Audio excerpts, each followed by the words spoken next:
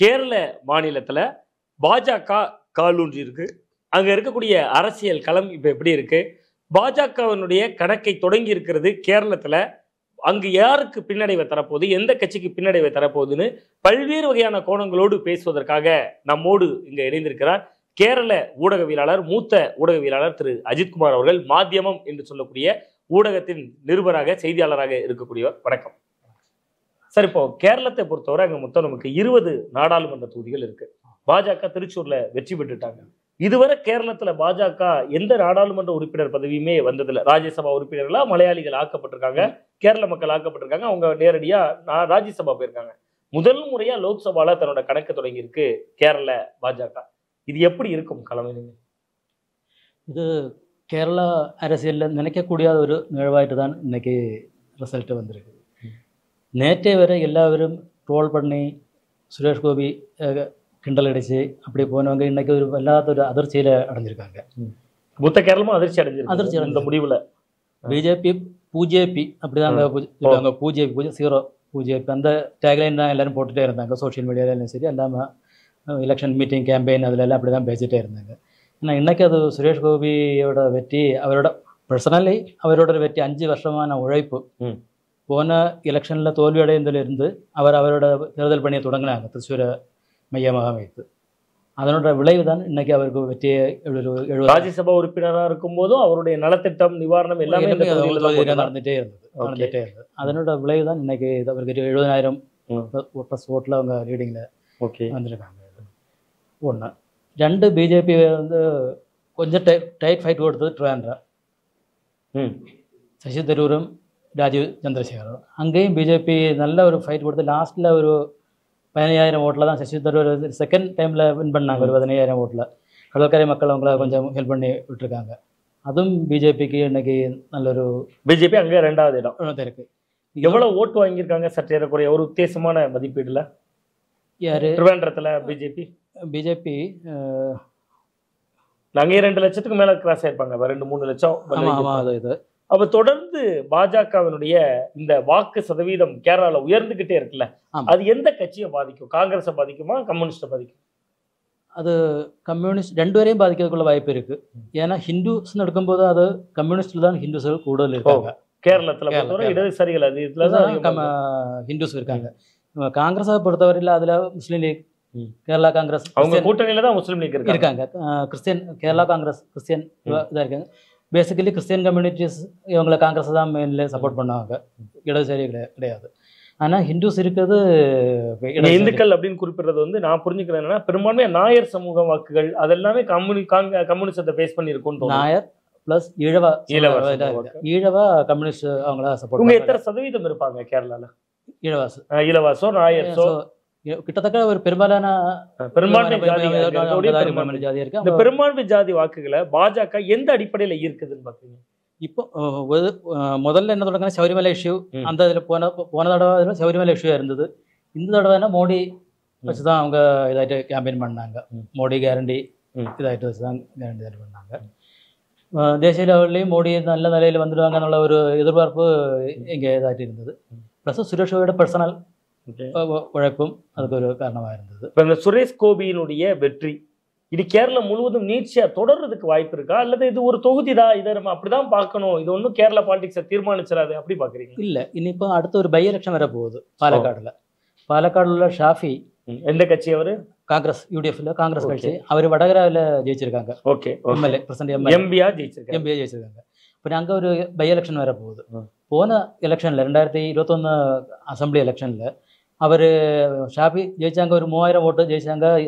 Sridharan railway Sridharan அவங்க அதான் second BJP வந்தாங்க. 3000 கிட்டத்தட்ட ஓட்டு தான். பாஜக வெறும் 3000 ஓட்டு தான் குறவு. அப்ப 3வது ரவுண்டு தான் காங்கிரஸ் கம்யூனிஸ்ட். சரி சரி. அந்த இதை பார்க்கும்போது அது இனி ஒரு பை எலெக்ஷனுக்கு ஏற்கனவே நேமம் தொகுதியில ராஜகோபால் ஜெயிச்சிருந்தாரு. ஆமா, பாஜக. அடுத்ததா இப்போ ஒரு அவருடைய பதவி காலம் முடிஞ்சிருச்சு, அது பழைய கதை. இப்ப சுரேஷ் கோபி ஜெயிக்கிறாரு. நீங்க சொல்றதை பார்த்தா இன்னொரு தொகுதியில 3000 ஓட்டு பக்கத்துல இருக்காங்க. அப்ப கேரளால கணக்க தொடங்கல பாஜக, வேகமாவே காலூன்ற போறாங்கன்னு நம்ம புரிஞ்சுக்கலாமா? ஆமா, அதை பாஜகவை நம்ம அப்படி ஒரு மாற்றி வைக்கக்கூடிய ஒரு அரசியல் கட்சியாக நினைக்க முடியாது. இந்த மாற்றம் எவ்வளவு காலத்துல நடந்துச்சு கேரளால? இது அவங்க இதுக்கு வேண்டி ஆர்எஸ்எஸோட ஒர்க்கிங் சொல்லும்போது கேரளாவில கூடுதல் இந்தோ நேரத்தைக்கு தொடங்கின ஒர்க்கு கிடையாது அவங்களுக்கு. அது காலகாலமான ஒர்க்கு கண்டினியூஸான ஒரு ஒர்க்கு. அதுக்கு விளைவு தான் இன்னைக்கு இது சுரேஷ் கோபியில் கொண்டு விட்டுருக்கு. அது பார்லமெண்ட் இதில் கொண்டு விட்டுருக்கு. அடுத்தது அசம்பிளி எலெக்ஷனும் வரப்போகுது. அதுலேயும் இந்த இது இதாக இருந்தால் இதாகிட்டு ஜெயிக்கக்குள்ள வாய்ப்பு பிரகாசமாக இருக்குது. இப்போ பொதுவாக இன்னொரு வகையான கேள்வி கூட இருக்குது சார். இந்தியா கூட்டணி, காங்கிரஸும் கம்யூனிஸ்டும் தமிழ்நாடு மாதிரியான மாநிலங்களில் ஒரே கூட்டணி, அங்கே எதிரி. ஒருவேளை இவங்க 2 பேரும் ஓட்டை பிளந்துக்கிறது, 2 பேருமே மத்திய அரசு தான் எதிர்க்கிறாங்க, பாஜகவை எதிர்க்கிறாங்க. 2 பேரும் ஓட்டை பிளந்துக்கின்றது பாஜகவுக்கு சாதகமாக அமைஞ்சிருக்க வாய்ப்பு இருக்கா கேரளாவில்? அல்லது தனித்த வாக்கு வங்கி பாஜக வச்சிருக்காங்க. அது சுரேஷ் கோபியோட தனிப்பட்ட முறையிலையும் எல்லாமே கொஞ்சம் பார்க்க அவங்க கூடி. சுரேஷ் கோபி தொகுதியை தாண்டி பல தொகுதிகளில் நல்ல ஓட்டு வாங்கியிருக்காங்க. நல்லா இருக்கு. ஏன்னா இப்போ கவர்மெண்ட் இதை எடுத்தது ஆன்டி இன்குவென்சி அலை அங்கே இருக்குது. கவர்மெண்ட்டுக்கு எதிரான ஆளும் கேரள மாநில இதாகிட்டு இருக்கு. 1 2 காங்கிரஸோட இதுவும் போன இதுக்கு முன்னாடி உள்ள ரூலிங் இதுலேயும் ஒரு அவங்க போக கரப்ஷன் அது இதுன்னுள்ள இது இவங்களை பாதிச்சிருக்கு.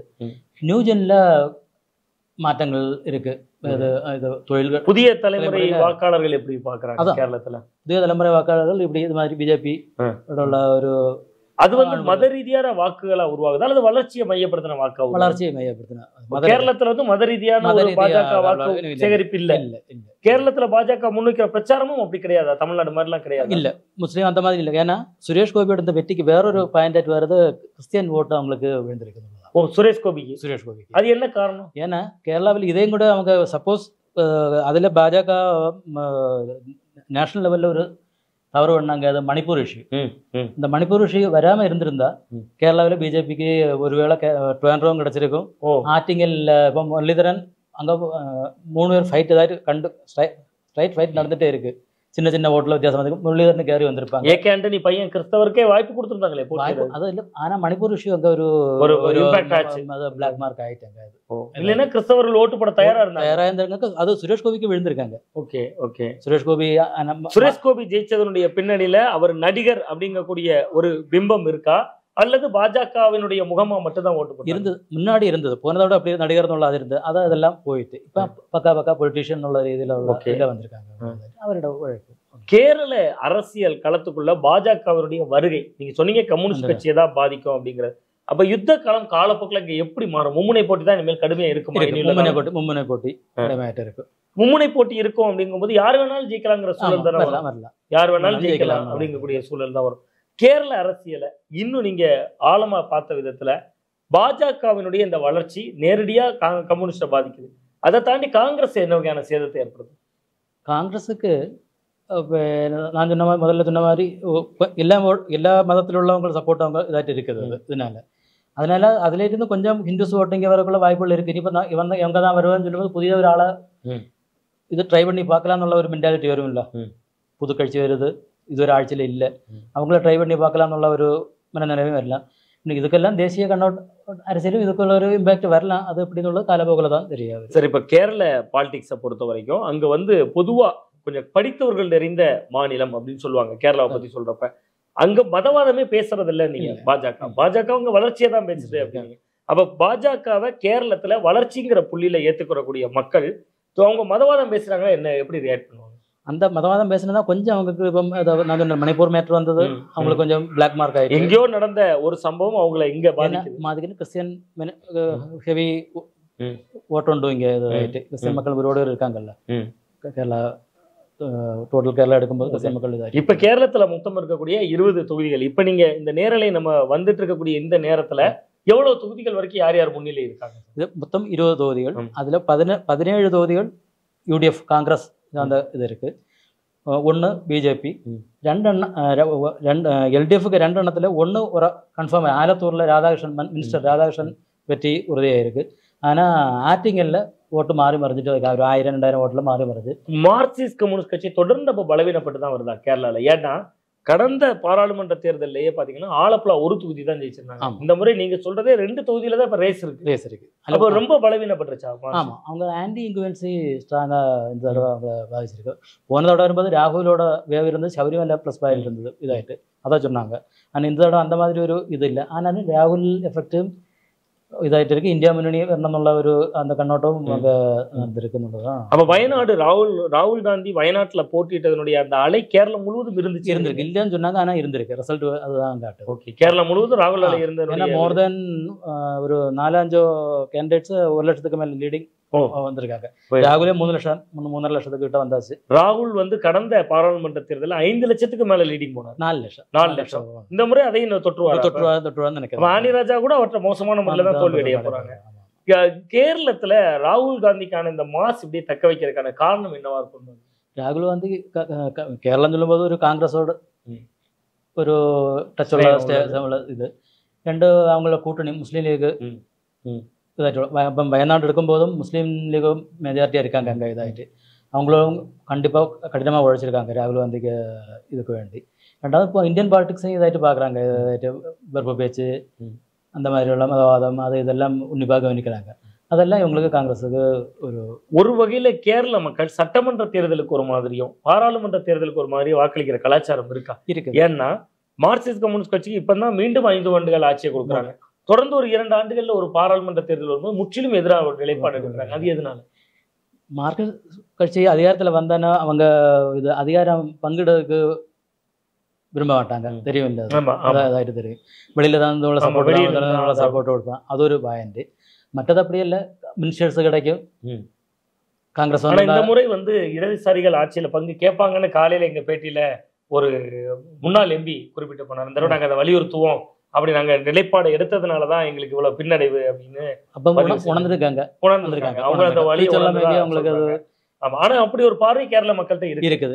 இவங்க ஆட்சிக்கு வந்தா அமைச்சராக வர மாட்டாங்க, சும்மா தான் இருப்பாங்க அப்படிங்கிறது. இந்த யூடிஎஃப்க்கு உள்ள மெஜாரிட்டி இது வரக்குள்ள யாரு வந்தாலும் இந்தியா கூட்டணி காங்கிரஸே வரட்டும், மினிஸ்டர் 4-5 மினிஸ்டர்ஸ் கிடைச்சிட்டு ஓட்டுமே சொல்லிட்டு அப்படியே வின் பண்ணக்கூடிய. கேரளத்துல இந்த தேர்தலில் எதிரொலிச்ச முக்கியமான மக்கள் எந்த அடிப்படையில ஓட்டு போட்டதா நினைக்கிறீங்க?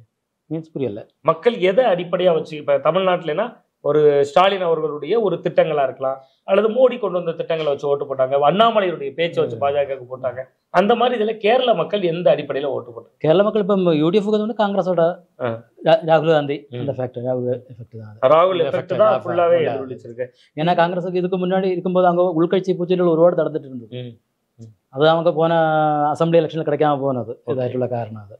ஆனால் ராகுல் காந்தின்னு ஒரு ஃபேக்டர் வரும்போது அங்கே தொண்டர்கள் கீழ்மட்டத்தில இருந்து உணர்ந்து ஒர்க் பண்ணுறாங்க. முஸ்லீம் லீகுக்கும் ஒரு புத்துணர்ச்சி ஏற்படுது.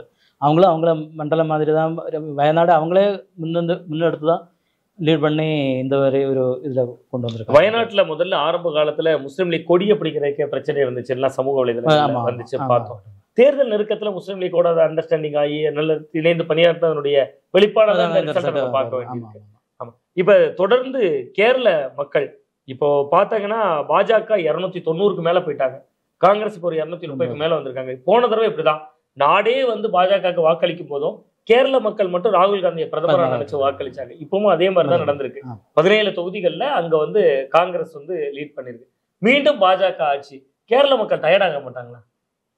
இல்லை, டயர்டாக மாட்டோம். ஒரு ஆப்போசிஷன் வேணும்னுள்ளது அவங்களோட மெயினாയിട്ടുള്ള இந்த ஒரு நல்ல ஒரு ഭരണം നടക്കണമെன்னா ஆப்போசிஷன் வேணும், எதிர்கட்சிகள் வேணும். அது அந்த ரீதியில் பணியாற்றுவாங்க. அது ஆனாலும் ஒரு விஷமா இருக்கும், அவங்களுக்கு ஒரு மனக்கசப்பு இருந்துட்டு இருக்கும். அது இப்படி வந்துட்டு இப்போ சுரேஷ் கோபி ஒரு தொகுதியில ஜெயிச்சிருக்காரு. இது இப்படியே தொடரும்னு பாக்குறீங்க உங்க அரசியல் பார்வையாளரா?